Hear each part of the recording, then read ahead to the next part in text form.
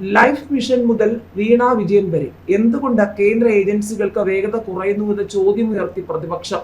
മുഖ്യമന്ത്രി പിണറായി വിജയന്റെ കുടുംബാംഗങ്ങൾ ഉൾപ്പെട്ട കേസുകളിൽ കേന്ദ്ര ഏജൻസികളുടെ അന്വേഷണം മന്ദഗതിയിലാണെന്ന പ്രതിപക്ഷ ആരോപണം.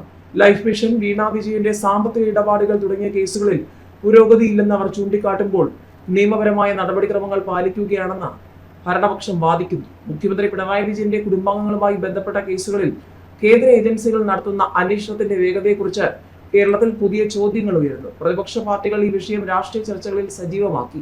അന്വേഷണങ്ങളിൽ കാര്യമായ പുരോഗതിയില്ലെന്നാണ് പ്രധാന ആരോപണം. 2023 ലൈഫ് മിഷൻ കേസിൽ എൻഫോഴ്സ്മെന്റ് നടപടികളും നോട്ടീസ് അയക്കലും നടന്നിരുന്നു. എന്നാൽ അന്വേഷണത്തിന്റെ ആദ്യഘട്ടങ്ങളിൽ പരാമർശിക്കപ്പെട്ട വ്യക്തികൾക്കെതിരെയുള്ള നടപടികളിൽ പിന്നീട് പുരോഗതിയൊന്നും ഉണ്ടായില്ല. അതുപോലെ വീണ വിജയന്റെ സാമ്പത്തിക ഇടപാടുകളെക്കുറിച്ച് എൻഫോഴ്സ്മെന്റ് ഡയറക്ടറേറ്റ് നടത്തുന്ന പരിശോധനകളിലും കഴിഞ്ഞ കുറച്ചു മാസങ്ങളായി കാര്യമായ അപ്ഡേറ്റുകളൊന്നുമില്ല.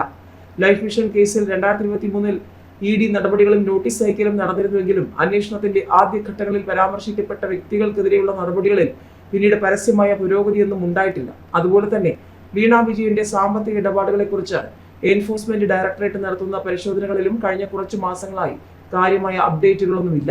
കേന്ദ്ര ഏജൻസികൾ എല്ലാ കേസുകളിലും ഒരേ മാനദണ്ഡമാണോ പിന്തുടരുന്നത് എന്നാണ് പ്രതിപക്ഷ നേതാക്കൾ ചോദിക്കുന്നത്. ഉന്നത തലത്തിലുള്ള കേസുകളിലെ കാലതാമസവും വിവരങ്ങൾ പുറത്തുവിടാത്തതും സുതാര്യതയെയും ഉത്തരവാദിത്വത്തെയും കുറിച്ചുള്ള ആശങ്കകൾ വർദ്ധിപ്പിക്കുന്നുവെന്ന് അവർ വാദിക്കുന്നു. എന്നാൽ ഭരണകക്ഷിയായ ഇടതുമുന്നണി ഈ ആരോപണങ്ങൾ തള്ളുകയാണ്. നിയമപരമായ നടപടിക്രമങ്ങൾ അനുസരിച്ചാണ് അന്വേഷണങ്ങൾ നടക്കുന്നതെന്നാണ് നിലപാട്. വിവരങ്ങൾ പുറത്തുവിടാത്തത് അന്വേഷണം നടക്കുന്നില്ല എന്നതിന് തെളിവല്ലെന്ന് സർക്കാർ വൃത്തങ്ങളും ചൂണ്ടിക്കാണിക്കുന്നു. എങ്കിലും ഈ വിഷയം സംസ്ഥാനത്തെ രാഷ്ട്രീയ ചർച്ചകൾക്ക് പുതിയൊരു മാനം നൽകിയിട്ടുണ്ട്. അന്വേഷണ ഏജൻസികളുടെ പ്രവർത്തന രീതി, കേസുകൾ തിരഞ്ഞെടുക്കുന്നതിലെ വിവേചനം, ഭരണകൂടത്തിന്റെ വിശ്വാസ്യത തുടങ്ങിയ വിഷയങ്ങളിലേക്ക് ഈ സംവാദം തിരഞ്ഞെടുപ്പ് സമയത്ത് വാതിൽ തുറന്നിരിക്കുകയാണ്. മുഖ്യമന്ത്രിയുടെ പ്രസംഗത്തിനിടെ ചോദ്യം ചോദിക്കാൻ ശ്രമിച്ച ആളോട് അത് വീട്ടിൽ പോയി ചോദിച്ചാൽ മതിയെന്ന് മുഖ്യമന്ത്രി. CMA ഒരു ചോദ്യമെന്ന് പറഞ്ഞ ആളോടാണ് മുഖ്യമന്ത്രിയുടെ ഈ വിധത്തിലുള്ള പ്രതികരണം. കോന്നി തെരഞ്ഞെടുപ്പ് കൺവെൻഷനിലായിരുന്നു സംഭവം. അടിസ്ഥാന സൗകര്യ വികസനങ്ങളെ കുറിച്ചായിരുന്നു മുഖ്യമന്ത്രി പ്രസംഗിച്ചു കൊണ്ടിരുന്നത്. തെരഞ്ഞെടുപ്പ് വേളയിൽ തുടർച്ചയായി 2ാം തവണയാണ് മുഖ്യമന്ത്രി വാവിട്ട് സംസാരിക്കുന്നത്. നേരത്തെ അമ്പലപ്പുഴയിലെ സ്വതന്ത്ര സ്ഥാനാർത്ഥി G. സുധാകരന്റെ നിലപാടിനെ ചെറ്റത്തരമെന്ന് വിശേഷിപ്പിച്ചിരുന്നു. ഇപ്പോൾ വീട്ടിൽ പോയി ചോദിക്കണമെന്ന് മുഖ്യമന്ത്രി പറഞ്ഞതും സോഷ്യൽ മീഡിയ ചർച്ചയാക്കിയിരിക്കുകയാണ്. CPM ഭരണത്തിലുള്ള അടൂർ സഹകരണ ബാങ്കിൽ വൻ ക്രമക്കേട്, അഴിമതിക്ക് കൂട്ടുനിൽക്കാനാകാത്തതിനാൽ രാജിവെച്ച് പ്രസിഡന്റ് എന്ന വാർത്തകൾ. പത്തനംതിട്ടയിൽ CPM ഭരിക്കുന്ന ബാങ്കിലെ വൻ ക്രമക്കേടുകൾ തുറന്നു പറഞ്ഞ മുതിർന്ന CPM നേതാവിന്റെ ഭാര്യ രംഗത്ത് വന്നു. മുൻ MLA മുതിർന്ന നേതാവുമായ R. ഉണ്ണികൃഷ്ണപിള്ളയുടെ ഭാര്യയുടേതാണ് വെളിപ്പെടുത്തൽ. CPM ഭരിക്കുന്ന അടൂർ സഹകരണ ബാങ്കിനെതിരെയാണ് ആരോപണം. വൻ ക്രമക്കേടുകൾക്ക് കൂട്ടുനിൽക്കാൻ കഴിയാത്തതിനാൽ CPM ഭരണത്തിലുള്ള അടൂർ സർവീസ് സഹകരണ ബാങ്കിലെ പ്രസിഡന്റ് സ്ഥാനം രാജിവെച്ചു. മഹിളാ അസോസിയേഷൻ നേതാവ് കൂടിയാണ് പൊൻതാമര. 75 ലക്ഷം രൂപയുടെ ക്രമക്കേടുകളാണ് ബാങ്കിൽ കണ്ടെത്തിയത്.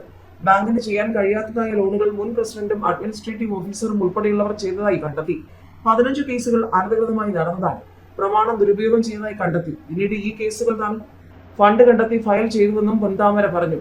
പ്രസിഡന്റായി ചാർജ് എടുത്തപ്പോൾ ബാങ്കിൽ ഡെപ്പോസിറ്റ് ഒന്നും ഉണ്ടായിരുന്നില്ല. പാർട്ടി ഏൽപ്പിച്ച ഉത്തരവാദിത്വത്തിൽ ആത്മാർത്ഥത കൂടിയാണ് പ്രവർത്തിച്ചത്. 100% വിജയിപ്പിച്ചെടുക്കാൻ ശ്രമിച്ചു. മുൻ പ്രസിഡന്റിന്റെ കാലത്തെ കുടിശ്ശികളൊന്നും പിരിച്ചിട്ടുണ്ടായിരുന്നില്ല. എന്നാൽ ക്രമക്കേടുകൾ കണ്ടെത്തിയതോടെ തന്റെ നേരെ അവിശ്വാസം കൊണ്ടുവന്നു. ഇതേ തുടർന്നാണ് രാജിവെച്ചതെന്നും അവർ പറഞ്ഞു. വിവരം പാർട്ടി അറിയിക്കും. പാർട്ടി മെമ്പർമാരാണ് പാർട്ടി അറിയാതെ തനിക്ക് നേരെ അവിശ്വാസം കൊണ്ടുവന്നതെന്നും പൊൻതാമരപിള്ള വ്യക്തമാക്കി. ജീവനക്കാരും അഴിമതിക്ക് കൂട്ടുനിൽക്കുന്നുവെന്നും തന്നെ ഉപദ്രവിക്കുന്നത് CPM പ്രാദേശിക നേതാക്കളാണെന്നും അവർ പറഞ്ഞു. പൊൻതാമരപിള്ളയെ വാർത്താ സമ്മേളനത്തിന് എത്തിച്ചത് ഭർത്താവ് ഉണ്ണികൃഷ്ണപിള്ള തന്നെയാണ്.